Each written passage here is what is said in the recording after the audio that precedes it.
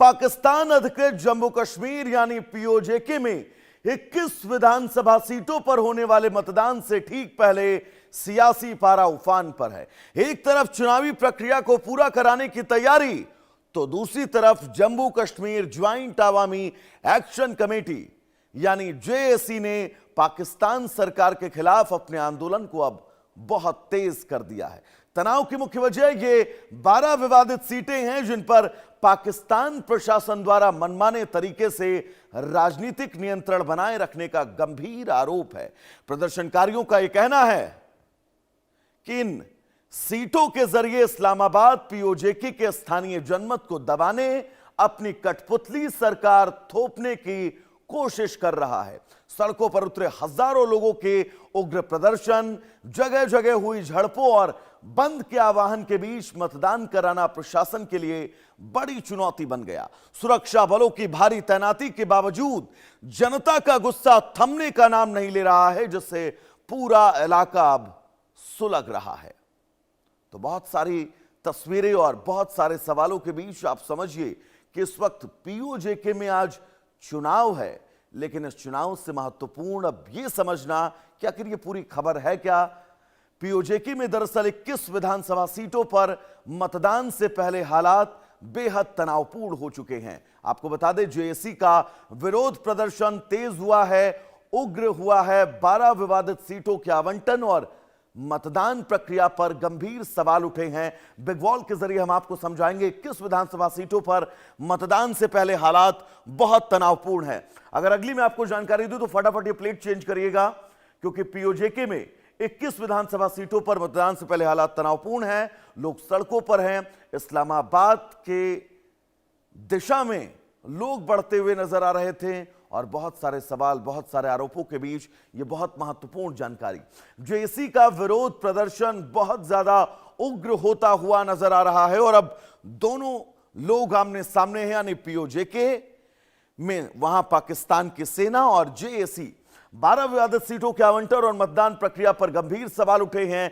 पाकिस्तान सरकार पर राजनीति, कब्जे और धांधली के आरोप पाकिस्तान अधिकृत कश्मीर में लगातार लगते रहे हैं। सड़कों पर हजारों नागरिक उतरे हैं। इस्लामाबाद के खिलाफ अब नारेबाजी की जा रही है। भारी सुरक्षा बलों की तैनाती के बाद जनता का गुस्सा है कि थमने का नाम नहीं ले रहा है। चुनाव बहिष्कार और अनिश्चितकालीन बंद की चेतावनी तक दे दी गई है। मतदान से ठीक पहले पीओजेके में प्रशासनिक व्यवस्था चरमरा चुकी है और यही वजह है कि पाकिस्तान अधिकृत कश्मीर में अब स्थितियां पटरी से बहुत नीचे उतर चुकी है। बिग वॉल के जरिए हम आपको बताएंगे पाकिस्तान अधिकृत कश्मीर में आज चुनाव है, गन वर्सेस प्रदर्शन। अगर हम ये समझे तो चुनाव की अगर बात करें तो कुल सीटें 21 हैं, विवादित सीटें 12 हैं, जिनको लेकर यह पूरा विवाद है। मुख्य विरोधी संगठन है जेएसी, ज्वाइंट अवामी एक्शन कमेटी। विरोध का दायरा, यह विरोध कहां तक है, तो पूरा पाक अधिकृत कश्मीर में प्रदर्शन और बंद है। सुरक्षा स्थिति की अगर बात करें तो भारी पुलिस बल फोर्सेस की तैनाती है और इस पूरे इलाके में पाक अधिकृत कश्मीर के, पाकिस्तान की सेना, पाकिस्तानी रेंजर्स की तैनाती कर दी गई है, जो इस इलाके में लोगों को जबरदस्ती चुप करवाने की कोशिश कर रहे हैं। प्रदर्शनकारियों की मांग क्या है, ग्राफिक्स के जरिए बिग वॉल पर हम आपको समझाएंगे। दरअसल प्रदर्शनकारी लगातार ये मांग कर रहे हैं विवादित सीटों पर धांधली रोककर इस पूरी पारदर्शिता के साथ इन चुनावों को जो है वो करवाया जाए। विवादित सीटों पर धांधली रोकी जाए। स्थानीय चुनाव में इस्लामाबाद का सीधा दखल खत्म किया जाए। हमारे साथ डॉक्टर मनन द्विवेदी जी जुड़े हुए हैं, विदेश मामलों के जानकार हैं। मनन सर, बहुत स्वागत है आपका इंडिया न्यूज पर। जी नमस्कार। पाकिस्तान अधिकृत कश्मीर में चुनाव और उस चुनाव का बहिष्कार कर रही वहां की आवाम, लेकिन वहां की सेना ये मान नहीं रही है, वहां के रेंजर्स ये मान नहीं रहे हैं कि आप वोट भी अगर नहीं डालने जाएंगे तो वो भी उसके बावजूद भी वो आप पर हमला करेंगे। इस पूरे सिनेरियो को कैसे समझेंगे आप, क्या बताएंगे हमारे दर्शकों को? देखिए, मैं यहाँ पर ये कहना चाहूंगा कि पाकिस्तान में अगर माइनॉरिटीज की स्थिति को देखा जाए तो बहुत पहले से ये जो फैक्ट रहा है बड़ा ही चिंताजनक और शोचनीय रहा है। और इसमें हम देखें, अगर एक आंकड़े पे हम विश्वास करें तो पाकिस्तान की पूरी पॉपुलेशन में से 1.37% हिंदूज भी हैं और 1.61% क्रिश्चियंस भी हैं। उसके अलावा बाकी के माइनॉरिटीज हैं जैसे सिख्स और पंजाबीज। तो शुरू से ऐसे कई बवाल है, इस तरीके का जो अंतर्द्वंद जो रहा है वो पाकिस्तानी गवर्नेंस में रहा है। और अगर हम इतिहास में जाएं तो हमें पीओजेके के कॉन्फ्लिक्ट की और जो आज जॉइंट अवामी एक्शन कमेटी JAAC जो अब फेस कर रहा है उसके बारे में हम जान सकते हैं इतिहास के थ्रू। इतिहास को हम देखें तो हम ये पाएंगे कि 1949 में कराची एग्रीमेंट हुआ था। उसके चलते जो हुक्मरान थे पाकिस्तान के जैसे कि इब्राहिम अहमद और बाकी के लोग जो वहां पर थे और यूसुफ सराफ, ये लोग मुख्य नेता थे और मुस्लिम कॉन्फ्रेंस के नेता थे। अब इन लोगों को प्रताड़ित किया गया वहां पर। और जिस तरीके से चीन कहता है कि 1917 का शिमला पैक्ट हम नहीं मानेंगे क्योंकि तिब्बत कहता है कि तिब्बतन लीडर को उसमें साइन ही झूठे करवाए गए थे। वैसे ही यूसुफ सराफ ने पुस्तक लिखी है, हमारे भारत के भी डिप्लोमेट हैं JP श्रीवास्तव, उन्होंने भी एक पुस्तक लिखी है फॉरगॉटन कश्मीर। उन्होंने बताया है कि शुरुआत में ही बड़ी धोखाधड़ी हुई, शुरुआत में ही बड़ी बदमाशी हुई और जो लोकल नेता थे, जो लोकल लीडर्स थे पीओजेके के मूवमेंट के, उनको साइन नहीं करने दिया गया। तो एक तरीके से जो एक्सेशन है पीओजेके का कश्मीर पाकिस्तान की सोवरेनिटी में या पाकिस्तान की संप्रभुता में, वो पूरी तरीके से लीगल ग्राउंडिंग पर खरा बिल्कुल नहीं उतरता है। तो ऐसी कई घटनाएं हुई कि लीगल ग्राउंडिंग में अभी भी हम देखें तो हम ये पाएंगे कि आर्टिकल 1 है पाकिस्तानी कॉन्स्टिट्यूशन का, उसमें हम ये पाएंगे कि पाकिस्तान में सारे प्रोविंस और सॉवरेनिटी को बहुत तरीके से डिफाइन किया गया है पाकिस्तानी संविधान में आर्टिकल 1 में, पर उसमें पीओजेके का या कश्मीर का कहीं भी नाम नहीं लिया गया है। तो मोटा मोटी बात यह है कि पाकिस्तान की तरफ से एक तरह की लैक ऑफ क्लैरिटी रखी गई, एक तरीके का स्ट्रेटेजिक राजनीतिक कंफ्यूजन रखा गया, जिसके चलते वो कश्मीर की बात तो करते हैं और श्रीनगर वाले हमारे इंडियन कश्मीर को, जबकि हमारा तो पूरा भारतीय कश्मीर है जिसमें नॉर्दर्न एरियाज और पीओजेके और गिलगित और बाल्टिस्तान भी आते हैं। तो कश्मीर की कहीं ना कहीं क्या कहते हैं उस लॉ को जलाए रखने के लिए पाकिस्तान ने आज तक अपना लीगल स्टेटस क्लियर नहीं किया है। और सबसे बड़ी बात तो ये, जो पहले जो फॉरेन मिनिस्टर थे पाकिस्तान के जफरुल्लाह खान साहब, उन्होंने तो यूएनएससी में भी गलती से या भले ही कैसे भी कहा हो, ये कहा है कि हम लोग क्लियर नहीं है पीओजेके के स्टेटस के लिए, और पूरी तरीके से रावलपिंडी की संप्रभुता वहां पर पीओजेके में मुजफ्फराबाद में, बाग में या फिर मीरपुर में जहां पर चुनाव हो रहे हैं क्लियर नहीं है। तो कहने का मतलब है कि ये अंतरराष्ट्रीय विधि में ये जाता है मामला। और जहां तक माइनॉरिटीज की बात है, हम देखेंगे, हम उदाहरण ले सकते हैं अहमदियास का, कि किस तरीके से अहमदियास को वहां पर सेकेंडरी सिटीजनशिप दे रखी है और किस तरीके से उनको अपनी रिलीजन फॉलो करने का, उनको अपनी गुड गवर्नेंस की एक्टिविटीज का बेनिफिट पहुंचने का, इन सब चीजों को पे रोकथाम लगी रहती है।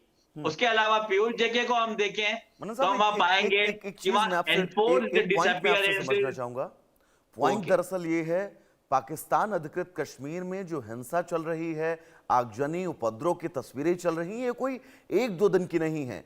पिछले अगर मैं 2 महीने से बात करूं तो वहां पर अस्थिरता का माहौल है।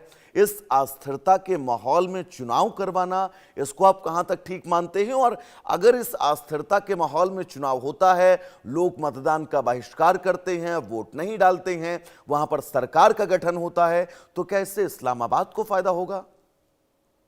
देखिए, इसमें यह है कि जो इलेक्शन करवाए जा रहे हैं, चुनाव करवाए जा रहे हैं, ऑपरेशन सिंदूर के बाद जो मिलिट्री, सामरिक और कूटनीतिक जो कैपेसिटी थी या कम से कम इमेज बिल्डिंग थी पाकिस्तान को, उसको खासी बड़ी चोट पहुंची है। तो उस चीज से बचने के लिए भी कहते हैं चमत्कार, इसको कहते हैं स्पेक्टेकुलर इवेंट। तो पाकिस्तानी आर्मी, रावलपिंडी और फौजी फाउंडेशन और इस्लामाबाद का जो उनका नेशनल असेंबली है, जो उनके हुक्मरान है, वो लोग इलेक्शंस करवाना चाह रहे हैं ताकि वैश्विक पटल पे जो मानहानि हुई है पाकिस्तान की युद्ध में हारने के बाद भी, और उसके बाद जिस तरीके से उन्होंने कोशिश की ईरान और अमेरिका के वॉर में नेगोशिएटर बनने की, वहां पर भी उनका मेन रोल अब शायद नहीं देखा जा रहा है। तो इन सब परेशानियों से, इन सब फॉरेन पॉलिसी और डिप्लोमेटिक फेलियर से बचने के लिए मुझे लगता है एक तरह के स्केपगोट का इलाज रावलपिंडी ने किया है ये चुनाव करवाकर। और जिस तरीके से जो 12 सीटों की जो बातचीत है, 12 सीटों की जो कवायद है, उसको भी हम यहाँ पर देख सकते हैं कि एक्चुअली कहीं पर भी ये जेएसीसी का भी मुद्दा है कि अभी भी गुड गवर्नेंस की फील्ड में और पब्लिक पॉलिसी की के स्पीयर में अभी भी डिफेंस, ऐसा सब जानते हैं हम लोग कि डिफेंस, फॉरेन पॉलिसी और करेंसी ये अभी भी जेएसी या वहां की लोकल पार्लियामेंट के हाथ में नहीं है। पर इसके अलावा जो प्रशासन, लोक प्रशासन के जो कॉन्डुइट होते हैं, जो निमित्त होते हैं, वहां पर भी पूरी तरीके से रावलपिंडी की दादागिरी चलती है, या वहां की फौजी फाउंडेशन या जो उनके जो सिक्योरिटी फोर्सेस हैं, जैसा कि आपने नाम लिया रेंजर्स का, उनकी बात चलती है और पाकिस्तानी एस्टेब्लिशमेंट ही अपनी मनमानी करता है। तो एक तरीके से जो पहली बार जो कुछ पाकिस्तानी नेताओं ने पार्टीशन के बाद माना कि ये एक ऑटोनॉमस टेरिटरी है पीओजे के, और इनकी सॉवरेनिटी अलग तरीके से डिफाइंड है पाकिस्तान की सॉवरेनिटी से, इन सब चीजों को छुपाने के लिए और एक तरीके से एक डोमेस्टिक पॉलिटिक्स की सक्सेस गवर्नमेंट और फौजी फाउंडेशन अपनी बेल्ट के नीचे लेना चाहती है, एक तमगा लेना चाहती है। मुझे लगता है ये 2-3 कारण है कि पीओजेके में इस अस्थिरता की स्थिति में, एनार्की की स्थिति में भी बड़े ही जल्द तरीके से, एनार्किक तरीके से चुनाव करवाए जा रहे हैं। मैं यही कहना चाहूंगा। मनन साहब, अस्थिरता से स्थिरता आने में वक्त लगेगा या फिर हालात कुछ और होंगे? देखिए, मुझे लगता है कि जिस तरीके से इसमें हम लोग को विदेश नीति का भी पुट चुनाव में, पीओजेके के चुनाव में लेना पड़ेगा, क्योंकि हम देखें तो पिछले 1 वर्ष से हमारे माननीय प्रधानमंत्री प्राइम मिनिस्टर नरेंद्र मोदी और जयशंकर साहब और हमारे होम मिनिस्टर अमित शाह भी ये भी इस बात का कई बार जिक्र कर चुके हैं, और कोई रेटोरिकल या इमोशनल टाइप का स्टेटमेंट नहीं दिया है, ऑफिशियल रिलीजेस भी हैं। और अब तो बल्कि रणबीर जायसवाल जो हैं, जो एमईए के स्पोक्स पर्सन है, उन्होंने भी शायद 2-3 दिन पहले ये स्टेटमेंट दिया है कि जो पीओजेके में हो रहा है वो भारत को बिल्कुल मान्य नहीं है, और जिस तरीके से अराजकता का और हैरेसमेंट का की कवायद वहां पर शुरू कर दी है फौजी फाउंडेशन ने और वहां की पिंडी, वहां की इस्लामाबाद की गवर्नमेंट ने, इन सब चीजों पे भारत ने भी अपना ऑब्जेक्शन दर्ज करवाया है। और एक चर्चा तो अनऑफिशियल हलकों में, मैं यह कहना चाहूंगा अनऑफिशियल हलकों में, बहुत बहुत माफी के साथ मैं आपको रोकना चाहूंगा। आप हमारे